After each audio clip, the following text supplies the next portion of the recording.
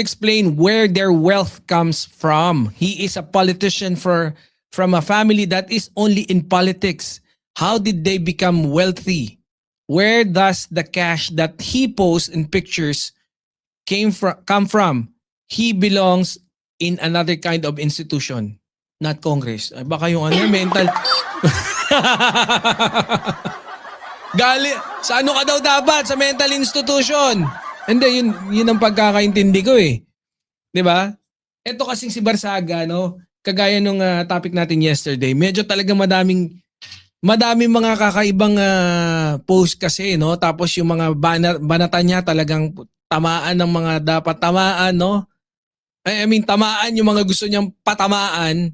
Eh, ang problema, madalas parang tamang baliw ang datingan. Sa totoo lang. 'Di ba? Tingnan nga natin, alam ko o kagaya nito.